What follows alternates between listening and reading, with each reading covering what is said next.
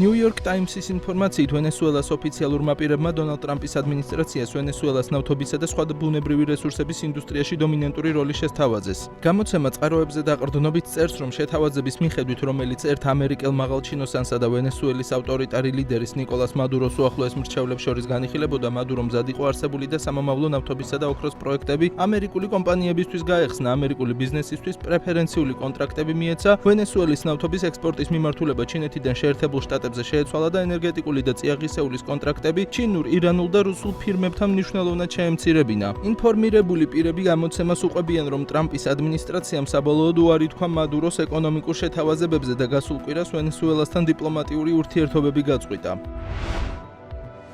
Warner Brothers-ის მიერ Paramount-ის შესყიდვა არ დასტურდება, რადგან შეთავაზებული თანხა ძალიან დაბალი იყო, ინფორმაციას Bloomberg-ი ავრცელებს. წყაროს ცნობით Paramount-ის შეთავაზება თითო აქციაზე დაახლოებით $20 შეადგენდა. Paramount-ი კომენტარს არ აკეთებს, ისევე როგორც Warner Brothers-ის წარმომადგენლები. Bloomberg-ის ცნობით Paramount-ი, რომელსაც David Ellison ხელმძღვანელობს, Warner Brothers-ის შესყიდვის რამდენიმე გზას განიხილავს. შეთავაზების გაზრდა, აქციონერებთან პირდაპირ კომუნიკაცია ან ფინანსური პარტნიორის მხარდაჭერის მოპოვება. გამოცემისვე ცნობით Paramount-ი ალტერნატიული აქტივების მმართველ Apollo Global Management-თან მოლაპარაკებებს აწარმოებდა მისი წინადადების მხარდაჭერის შესახებ. ელისონმა Paramount-ი აგვისტოში გადაიბარა, მას შემდეგ რაც მის კინოპროდიუსერულ კომპანია Skydance Media-სთან $8 მილიარდი ღირებულების გაერთიანება დაასრულა.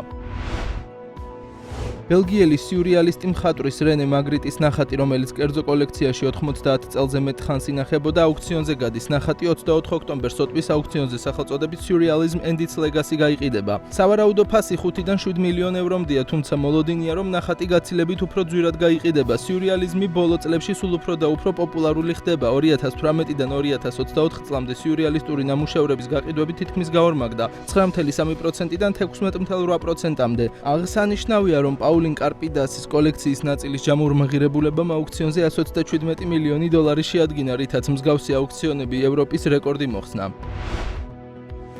მზის ენერგიას ულტრადაბალი ღირებულების გამო მსოფლიოში სუფთა განახლებად ენერგიაზე გადასვლის მთავარ მამოძრავებელ ძალად ხშირად მიიჩნევენ. სიურეის უნივერსიტეტის ახალმა კვლევამ მზე ენერგიის ყველაზე იაფწყაროდ დაასახელა, რითაც სხვა განახლებად რესურსებს, ასევე ქვანახშირისა და გაზს ჯობნის. მკვლევრებმა აღმოაჩინეს, რომ ყველაზე მზიან ქვეყნებში მზის ენერგიის 1 ერთეულის წარმოება მხოლოდ 0.023 евро ჯდება. დიდ ბრიტანეთში კი, რომელიც ეკვატორიდან 50 გრადუსით ჩრდილოეთით მდებარეობს და თავისი პირქუში ამინდით არის ცნობილი, მზის ენერგია გამარჯვებული აღმოჩნდა, როგორც მასშტაბური ენერგიის გენერაციის ყველაზე იაფი ვარიანტი.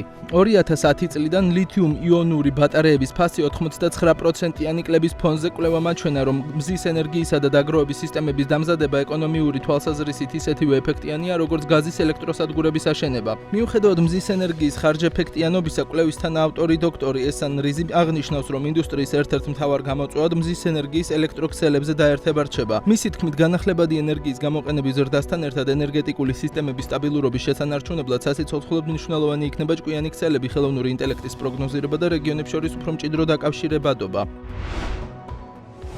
ევროპის მწვანე დედაქალაქად წელს გერმანული ქალაქი ჰაილბრონი დასახელდა. შტუტგარტის რეგიონის ამ ქალაქმა რეიტინგის მოწინავე პოზიცია თავისი ცირკულარული ეკონომიკით, ჰაერის ხარისხით, წყლისა და ხმაურით, დაბინძურების დაბალი დონისა და კლიმატის ცვლილებაზე ადაპტირებით დაიმსახურა. განსაკუთრებული შეფასება ჰაილბრონმა ჰოლისტური ურბანული დაგეგმარებისთვის მიიღო, რომელიც ხმაურისა და ჰაერის ხარისხის მართვას აერთიანებს. ჯიურიმ ასევე შეაქო ქალაქის ამბიციური გეგმები 2035 წლისთვის, რაც ემისიების შემცირებას ისახავს მიზნად. ჰაილბრონს 600,000 евро გადაეცემა, რაც მდგრადი განვითარების ინსტრუმენტების კიდევ უფრო ფართო დანერგვას მოხმარდება. ამასთან მწვანე ფოთლის ჯილდო, რომელიც იმ ქალაქებს აფასებს, რომელთა მოსახლეობა 100,000-ზე ნაკლებია, ნიდერლანდების ქალაქ ასენსა და იტალიის ქალაქ სიენას გადაეცა, ორივე მათგანი ფულადი პრიზის სახით 200,000 ევროს მიიღებს. გაერთიანებული სამეფოდან პლასტმასის ნარჩენების განვითარებად ქვეყნებში ექსპორტი 2025 წლის პირველ ნახევარში გასული წლის ანალოგიურ პერიოდთან შედარებით 84%-ით გაიზარდა. ამის შესახებ ცნობილი The Guardian-ის ანალიზიდან ხდება. ექსპორტის ზრდას ძირითადად მალაიზიასა და ინდონეზიაში კრიტიკოსები გამოუჩნდა, რომლებიც ფაქტს არაეთიკურსა და უპასუხისმგებლო იმპერიალიზმს უწოდებენ. 2023 წელს ევროკავშირმა მიიღო გადაწყვეტილება აეკრძალა ნარჩენების ექსპორტი ღარიბ ქვეყნებში, რომლებიც OECD-ის მიღმა არიან დარჩენილი.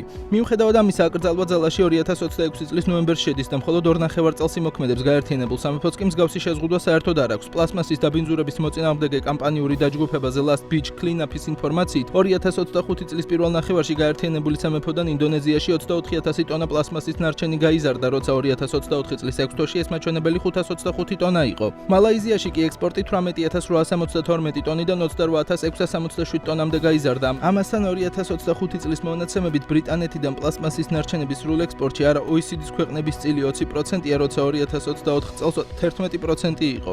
ორგანიზაციის წარმომადგენელი ბრიტანეთის მინისტრებს მედიასთან თვალთმაქცობაში ადანაშაულებს, როგორც ჯან დეილი აღნიშნავს, მთავრობა თვალთმაქცობს, როდესაც პლასმასის ნარჩენების მართვის მოლაპარაკებებზე თავი ამბიციური კოალიციის წევრად მოაქვს, თუმცა ღარიბ ქვეყნებში ექსპორტის ასაკრძალად არაფერს აკეთებს. Nissan-მა განაცხადა, რომ იაპონიაში მესამე თაობის Leaf ელექტრომობილის შეკვეთის მიღებას 17 ოქტომბრიდან დაიწყებს. ახალი მოდელი ერთ დატენვაზე შეძლებს 702 კილომეტრის გავლას, ეს კი დაახლოებით 50%-ით მეტია, ვიდრე მეორე თაობის Leaf-ის მაჩვენებელი. ბატარეა იტანება 10%-დან 80%-მდე მხოლოდ 35 წუთში, რაც წინა მოდელთან შედარებით 30%-ით უფრო სწრაფია. Nissan-მა ახალი თაობის Leaf უკვე გაუშვა ამერიკაში სექტემბრის ბოლოს, ხოლო ევროპაში მისი გამოშვება 2026 წლის გაზაფხულზე იგეგმება. კომპანიამ პირველი თაობის Leaf 2010 წელს გამოუშვა, მაშინ ეს იყო მსოფლიოს პირველი მასობრივი წარმოების ელექტრომობილი. მას შემდეგ Nissan-მა უკვე გაყიდა 700,000-ზე მეტი Leaf მთელ მსოფლიოში, ხოლო მეორე თაობა ბაზარზე 2017 წელს გამოვიდა.